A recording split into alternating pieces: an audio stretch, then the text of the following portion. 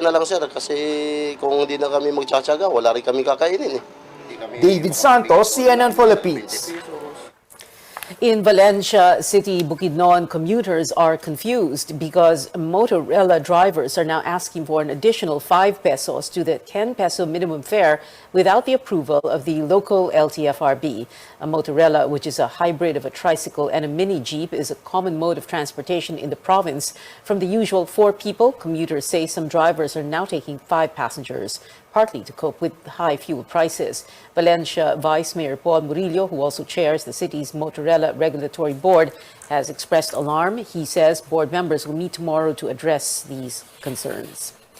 Government subsidies should have or could have cushioned the impact of the massive fuel price hike on PV drivers. But as Amor Santos reports, many of them were left waiting on the day the government promised to start the payouts. Wala pa. This is the common sentiment of jeepney drivers on Tuesday, the day the government promised to start the fuel subsidy payouts in the midst of yet another hefty fuel price hike. Virgilio Durban hoped the 6,500 peso fuel subsidy would be credited to his Pantawid Pasada card by Tuesday afternoon. But pina-check ko lang kung mayroon na pong laman, kaso wala pa po. He went on to work, knowing he'll again have a small take-home pay. Most jeepney drivers we talked to said the cards are still with their operators and still empty. The subsidy would have been a welcome relief for drivers like 45-year-old Jesus Peralta, a father of 4. Tulad ko, may college ako, may high school ako, elementary, may naggagatas. Sobra pa sa ipisintron. His operator says the government should provide separate assistance for drivers and operators. Kasi ang operator din, nangangailangan din sila. Di naman pwede namin taasan ang boundary dahil sa hirap ng panahon. May mga driver naman nagka-problema din sa sakyan nila. Kaya napunta doon sa maintenance. Naintindihan namin yung operator. Malaki yung gastos ng gesta, mga kung ano nung bayarin. Ang inaano lang namin, magkaroon kami ng konti, okay na yun. Peralta says he'll be forced to join other drivers in halting trips if fuel prices continue to soar. Kung 100 ang magiging krudo, ano pa mangyayari sa amin? Wala na.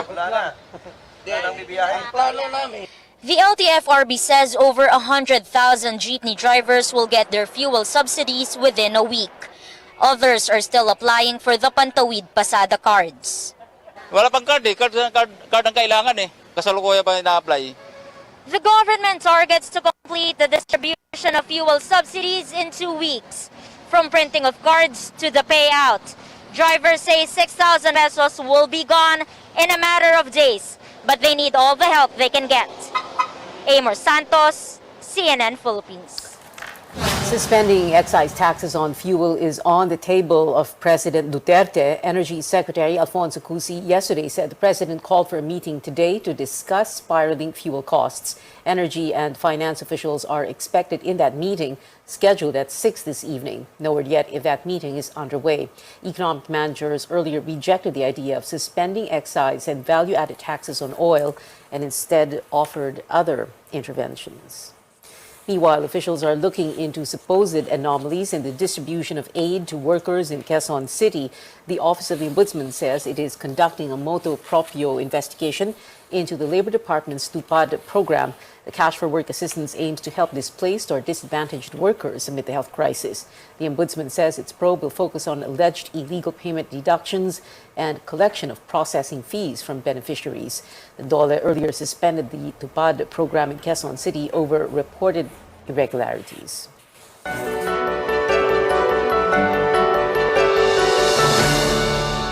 Today marks exactly 2 years since Metro Manila, a pandemic hotspot, was placed on lockdown. Unless needed, millions of people were forced to stay at home in what was supposed to be a month-long quarantine. But that turned into years of restrictions as the country grappled with ballooning COVID-19 cases. 2 years later, the capital region is seeing a clear road to recovery under the most relaxed Alert Level 1, while the whole Philippines is considered low risk for COVID-19 with vaccination in full swing. Lahat ng ating region sa ating buong bansa ay nasa low risk classification na. Ang ating ICU at saka other bed utilization is all less than 50%. Deaths naman ngayon ay patuloy na bumababa din. Wala tayong nakikitaan na any regions na may uptick or pagtaas ng mga kaso. Ito na siguro yung pinakamahabang panahon na wala tayong naging biglang pagdami ng kaso. If I'm not mistaken, siguro halos 2 buwan na tayong mababa and really it's a huge blessing. No? And this is really a good time to start thinking about our next phase or intensify those preparations for the next phase. As the country ushers in the new normal, the government extends the 4th national vaccination program in some regions until this Friday, March 18th. Around 1.4 million people have been inoculated, still short of the 1.8 million target. National Vaccination Operations Center Chief Mirna Kabutahe says this may be the last massive rollout. The next immunization drive will focus on areas with low vaccine coverage. More students can soon begin face-to-face classes again under the lowest alert level, but the Commission on Higher Education says the final say is still with the colleges and universities. Our Paige Javier has more. Miguel Rizon and Samantha Mones are just some of the students who are set to return to the classrooms this semester. Miguel is a third-year chemical engineering student, while Samantha is a nursing freshman. They say they've been preparing for face-to-face classes for months now, but it was delayed by the Omicron surge. Sa course ko, kailangan talaga ng face-to-face, may social interaction with one another. At first kasi masaya kasi I'll be doing lab works with my thesis mates and finally visit UP. Yes, maganda may option na, but I don't think a lot of students would opt to do it because of the proposed guidelines. Miguel says students can either live outside campus or in college dormitories, but movement will be restricted to avoid the spread of the virus. He believes the additional costs may burden some students and parents. The Interagency Task Force has approved new guidelines for face-to-face classes for colleges in areas under Alert Level 1. Tuloy pa din yung ating requirement na only vaccinated students and faculty can go to and attend the face-to-face classes. Number 2, the capacity of the facilities is now up to 100%, including dormitories and gymnasiums, etc. Number 3, the university own. College students participating in physical classes must register with PhilHealth and get medical insurance. Miguel and Samantha are confident to return to the classroom given the protocols in place. What they recommended still was limited capacity in the lab. If kailangan namin mag-return demonstration or gumamit ng laboratory, doon lang po kami papasok sa school. Commission on Higher Education Chairman Popoy De Vera says schools will have the final say on the mode of learning. Flexible learning is still the policy. Hindi naman kailangang bumalik doon sa siksikan na 100%. Pwede mong gawing 50% lang. Doon sa consultation naman namin sa mga schools, walang nagbabalak na ibalik 100% yung kanilang mga estudyante. Ched says over 300 private and public higher education institutions are already conducting face-to-face classes. They expect more schools to follow suit next school year. Paige Javier, CNN Philippines.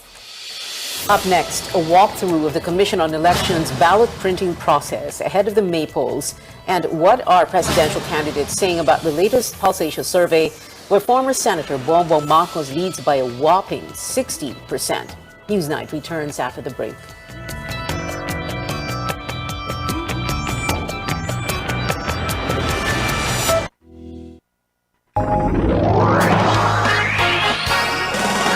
RPN DXKP Pagadian, ang inyong Radyo Ronda. RPN Radio Philippines Network. Radio Philippines Network. Live to the world, pinaagi sa FB page, karon mag-download na. Pinaagi sa Google Play og Apple Store, YouTube og Twitter. Alang sa mas kipakuskan nga mga balita, komentaryo, kasayuran og kalingawan. Ang mas kipakuskan nga inyong Radyo Ronda. Member, kapisanan ng mga broadcaster ng Pilipinas.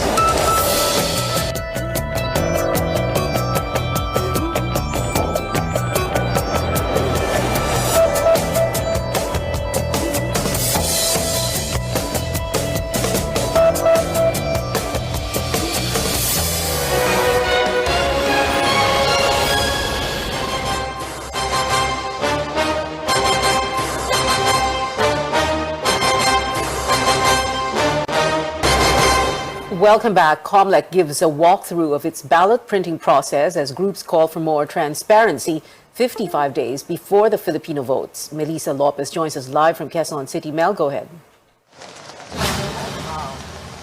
Pia, members of political parties, poll watchdogs, and media were allowed to enter the National Printing Office for the first time since ballot printing started in January. This walkthrough was initially scheduled for next week, but Chairman Saidamen Pangarungan opted to do it earlier amid mounting criticisms of lack of transparency. Election lawyer Romy Macalintal, who represents Vice President Leni Robredo's camp, wants the poll body to conduct a random sampling of the printed ballots to make sure that these are not pre-shaded and that all security features are in place. Macalintal says this would rectify what he calls unforgivable disservice of the poll body when it pursued ballot printing without witnesses. Commissioner George Garcia says this request will likely be granted once Macalintal submits a formal petition to the unbank. Senator Amy Marcos, sister of presidential bet Bongbong Marcos, earlier raised the alarm about the printing process being done in secrecy and said COMELEC may be violating the law. COMELEC officials have said previous restrictions were enforced due to the pandemic. Casquejo also reacted to Macalintal's allegation that the camp of Robredo was denied access to the printing facility. Actually, if you try to read my letter, it's not a rejection. It's just something like, as of now, hindi pa po pwede. But ito na nga, since okay na tayo, okay na yung pandemic natin, wala nang surge, so we already open. As of Tuesday morning, COMELEC has printed and verified over 34 million out of the 67.44 million ballots needed for the May 9 polls. The facility can print 1.1 million ballots per day as NPO pursues a 24/7 shift. Casquejo says printing will likely be finished by March 28, although ballots will still be checked for defects before these are deployed across the country and to embassies overseas next month. So far, some 5.3 million printed ballots found with smudges, misprints, and other errors will be shredded and replaced with new ones. Pia, back to you. Melissa Lopez there reporting from the National Printing Office in Quezon City. Where presidential candidates are determined to push forward despite the latest Pulse Asia voter preference survey where Bongbong Marcos leads the pack. As Anjo Alimario tells us, at least two aspirants doubt the results. The dictator's son and namesake Ferdinand Bongbong Marcos is still a top choice for president in the latest Pulse Asia survey. His 60% rating remains unchanged. His camp says their opponents are still having a hard time connecting with Filipino voters. The survey was conducted from February 18 to 23 or before the massive campaign rallies of Vice President Leni Robredo. Robredo's numbers dropped by 1%, but she's not worried. So too early ito para sabihin na hindi na tayo makakahabol or talon-talo tayo. Robredo says in 2016 her numbers started picking up by late March and April. While her ranking has yet to improve, attacks against her have already intensified. For someone who's been a victim of disinformation for the past 6 years, Robredo says she's already used to it. So yung sa akin, kung ang intent niya i-derail yung efforts na ginagawa natin, nagsasayang sila ng oras. Manila Mayor Isko Moreno is in solo third with 10%. Salamat sa Diyos, but again, the same answer, we will continue to be with people, reach as many kilometers as possible, reach as many eyeball as possible. Senator Manny Pacquiao follows with 8%, and Senator Panfilo Lacson with 2%. Both find the results hard to believe. Base sa akin, no, sa sarili ko naramdaman sa ground, parang hindi ko kayang tanggapin na pagkatapos pa ng mga presidential forums, saka mga interviews, lalo pa akong lalagapak. Zero, grabe. Sino kaya maniwala, no? Dapat tinanong nila yung baka yung mga mayayaman lang tinanong nila. Hindi nila tinanong yung mga mahihirap na tao. Presidential candidate Roberto Gonzales vows to continue reaching out to voters despite lagging in surveys. Hindi na ko nakikita ang lakas eleksyon sa paramihan ng rally, palakihan pahabaan ng motorcade. Sa akin, ang pinaka-importante ay yung makita, nauunawaan na ba ng sambayanang Pilipino ang direksyon. In General Santos City, Anjo Alimario, CNN Philippines. Two presidential candidates faced off at a virtual forum for college students. Former presidential spokesperson Ernesto Abella and former Defense Secretary Norberto Gonzales answered questions about education, health, economic recovery, and security at an event organized by the Student Council of the Polytechnic University of the Philippines in Quezon City. Aspirants gave varying answers on the issue of good governance. Corruption, the social inequality, the lack of love for the nation, and the lack of trust in government. Ang nakikita ko na pwede talaga makapagbigay tugon dyan is to engage civil society in the everyday governance. Kailangan tayong magkaroon ng pagbabago ng sistema ng politika sa Pilipinas. Pwede nating pag-aralan ang parliamentary system. It is unclear if all the presidential candidates were invited to the forum. Labor leader Leody de Guzman, who is campaigning in Mindanao, originally confirmed his attendance, but he failed to join because of connectivity issues. His campaign manager, Sonny Melencio, answered questions on his behalf.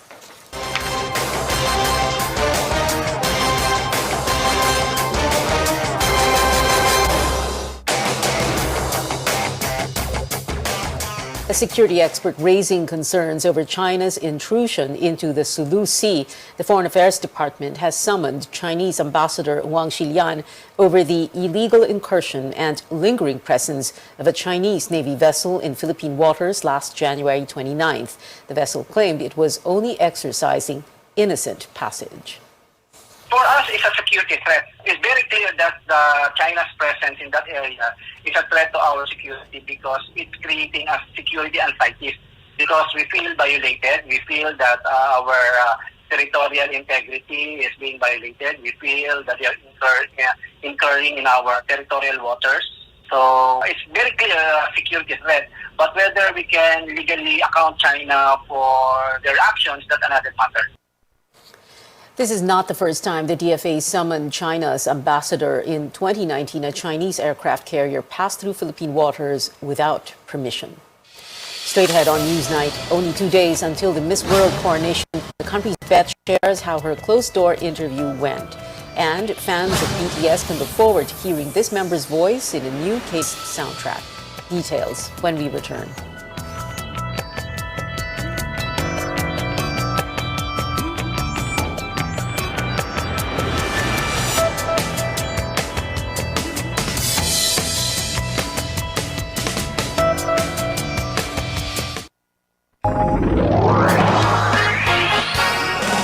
RPN DXKP Pagadian.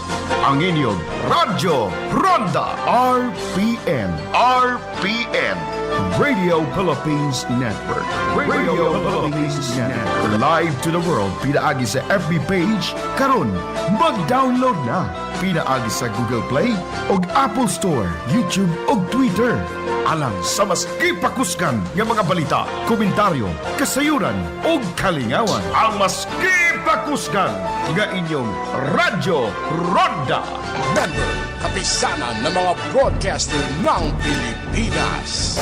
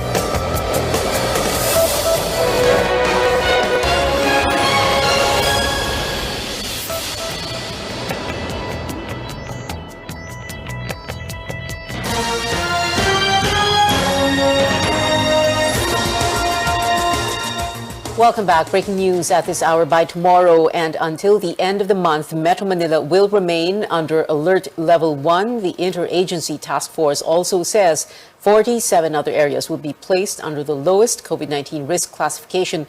The list includes the cities of Naga, Cebu, and Davao.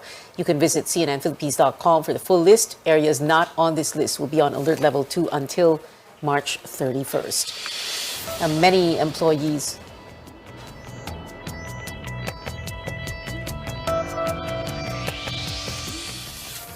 Many employees and companies also preparing to return to on-site work as establishments and activities are now allowed to operate at full capacity. Our Chrissy Di Matulak reports. Jen Gonzalez works at a business process outsourcing or BPO company. Now that life is slowly returning to normal, she is preparing for on-site work. Jen admits that after 2 years of working from home, it will take some time for her to adjust to on-site work and be away from her kids. As an advocate for the company, I have to support the company who supported us for 2 years. Virtually, ang hirap mag-engage with one another, di ba? Hindi mo kasi malaman kung anong ginagawa nila. At least this time, you'll get to spend more face time with them. Companies are also gearing up for the new normal. Some firms have retained their transportation service for employees to help them adjust to on-site work. Wala kaming additional incentives for our employees, but yung shuttle namin, yung extended routes ng shuttle namin is still in place.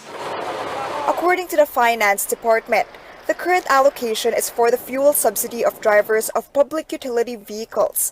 Finance Department spokesperson Paula Alvarez explains how companies can utilize the subsidy to their advantage. You can hire shuttles for your employees, and then ang i-partner mo yung mga registered na public utility vehicles na nakakatanggap ng targeted support. That way, you benefit from the support the government gives the public utility drivers, and at the same time, yung public utility drivers assured sila na meron silang business na mag-ooperate.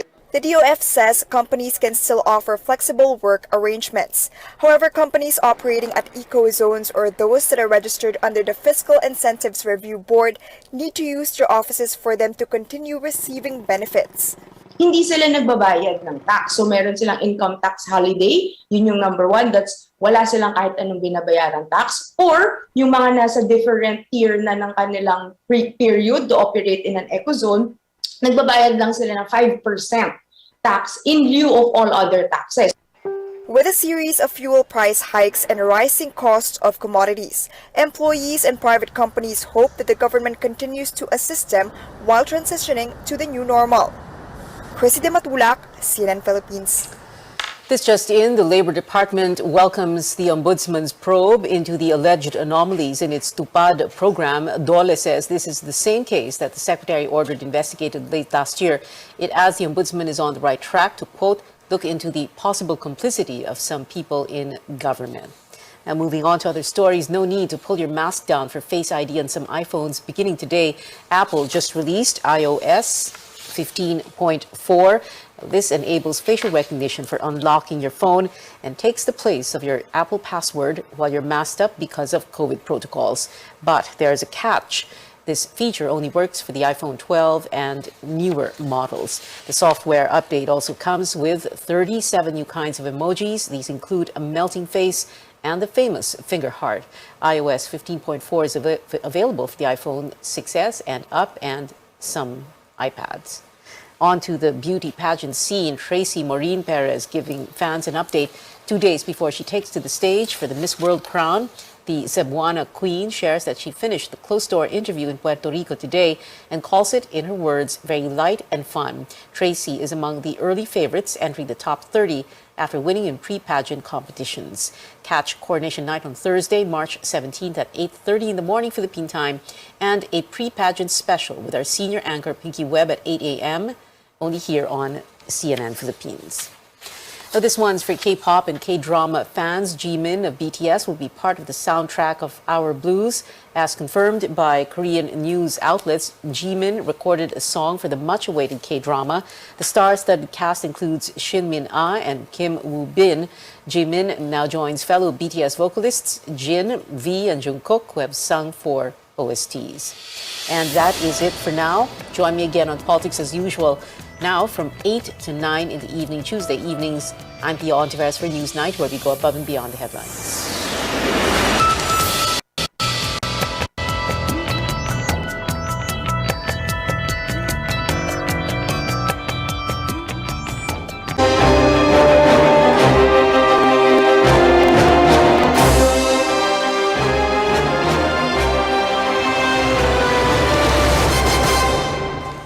A former lawmaker and human rights activist vows to defend press freedom as he throws his hat into the 2022 race. On Twitter, vice presidential aspirant Walden Bello, the running mate of Labor leader Leoty de Guzman, said they will implement measures to stop attacks against journalists if the tandem succeeds in their election bids. Bello adds they will shut down troll farms and move to restore the franchise of embattled media giant ABS-CBN. The aspirant also remembered the Maguindanao massacre 12 years ago and pledged to seek justice for the victims. 58 people were killed in the incident, including more than 30 media workers. We now have with us for up close Vice Presidential aspirant Walden Bello. Good evening, sir. Thank you very much for joining us. Very quickly now, let's go through these promises you made about protecting media workers and journalists. Go ahead, sir. Let me just say that the role of the media is extremely important. We do have a number of major proposals to protect journalists. I would say that we do need a special prosecutorial team that would be just focused on investigating and making sure that justice is done when it comes to the killings or the hurting or the threatening of journalists. That I think is extremely important. We did say that yes, we are going to push for the restoration of the ABS-CBN franchise, and we will dismiss all charges that have been made up by the Duterte administration against Maria Ressa and Rappler. Pia, the problem really is not just random violations by politicians. It is really the mood of being anti-free press that encourages these kinds of violations below. And Malacanang under President Duterte has been so anti-free press, that it's almost like a license, to people that would like to destroy the freedom of the press because their interests are being affected, Yes. by local and national journalists. Yeah. So we really need to get this atmosphere of intimidation that is represented by Duterte. That is number one. Yes, that has sir. to be removed. Let's be very specific. When you say that, number one, you're going to move to restore ABS-CBN's franchise and dismiss all these cases against Rappler's Maria Ressa, how exactly are you going to do that? Because, of course, franchise is the responsibility, hawak yan ng House of Representatives. So, a President Leoty de Guzman would order or coax congressmen to give ABS-CBN its franchise, and then for the cases against Maria Ressa et al., you're going to order the judge to rule to dismiss the cases or to say that Maria Ressa is not guilty. Ganun po ba?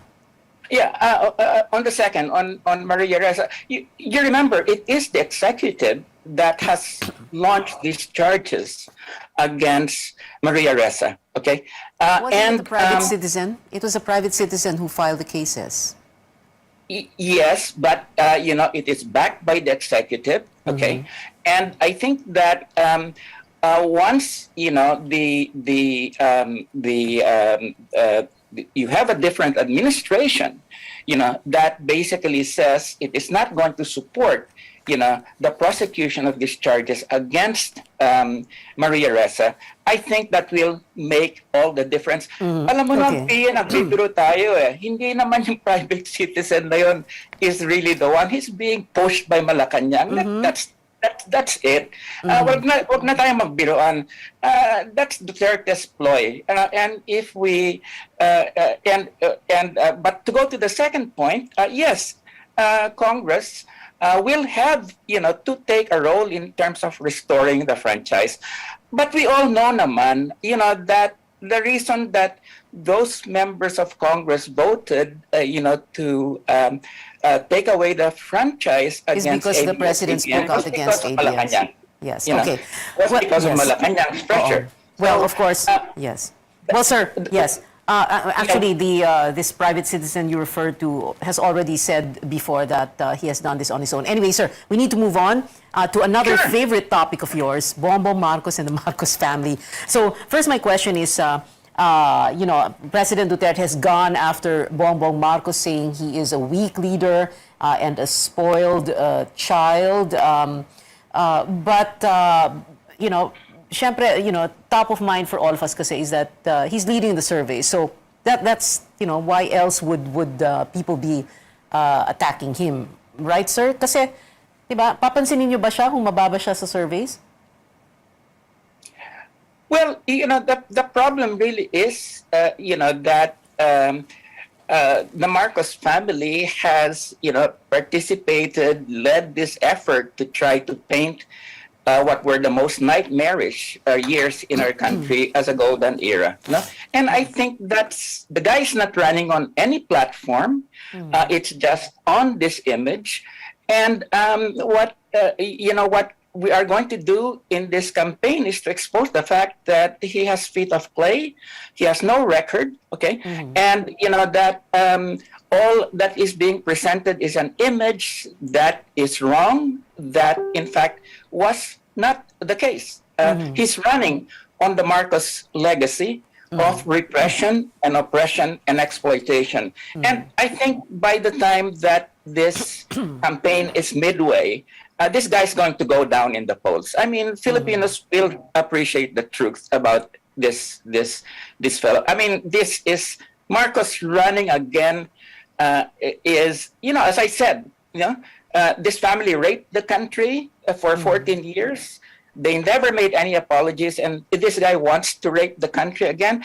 Filipinos are not that foolish. And this is why you want to campaign against them, because, as some people have said, a Marcos victory at the polls would be like vindication for them, right? And in a sense, these elections are like a referendum, not just on President Duterte, but on EDSA 86, correct?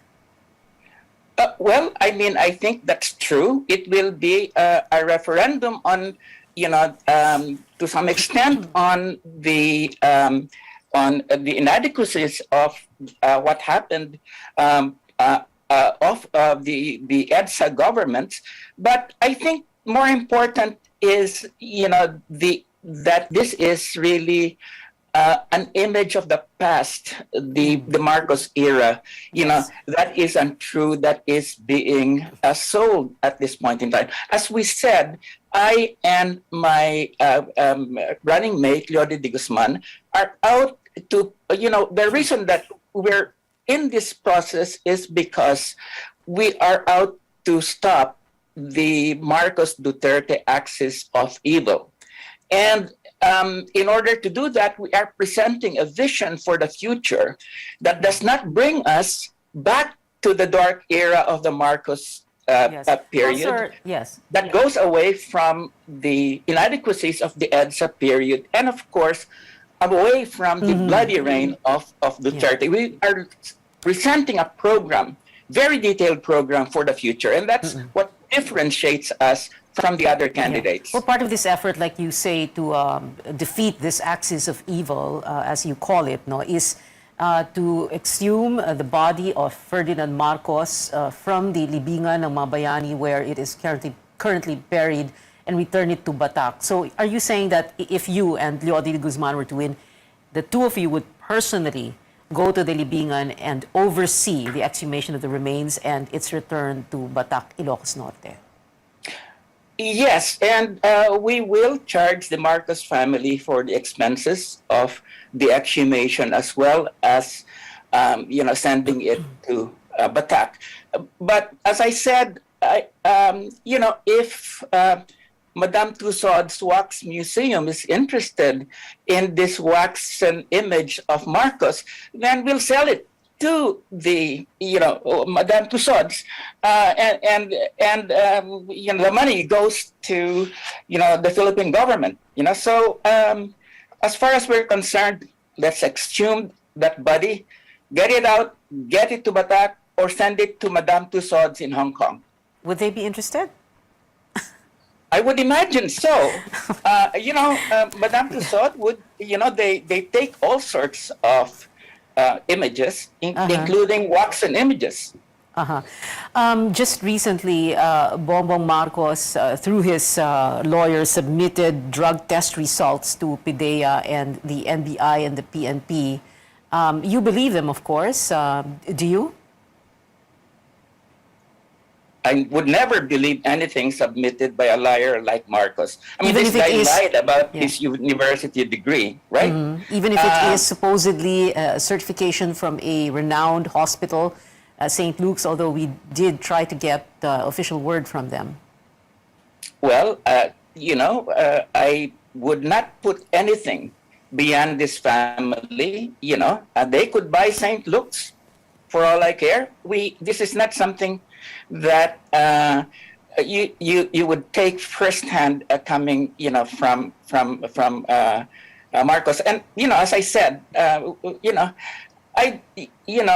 if the COMELEC wants to requires us to do drug testing, Leody and I will do it, but we're not going to do it to participate in this circus that is mainly out to clean Bongbong Marcos. No, this is not.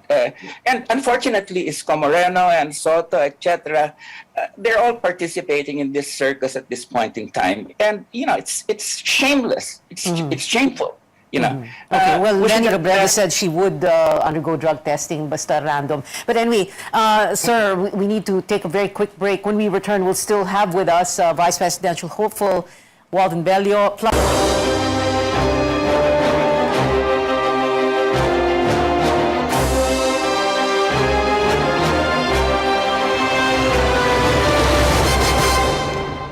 Welcome back. This is our up-close segment with Vice Presidential aspirant Walden Bello. Sir, I think we've talked enough about Bongbong Marcos in the first segment of the show, but so let's move on. There are a few questions here about the government's pandemic response and how you and Leody de Guzman, if you were to win, would like to handle differently the pandemic, the crisis. Well, we have a 13-point program, to contain COVID-19.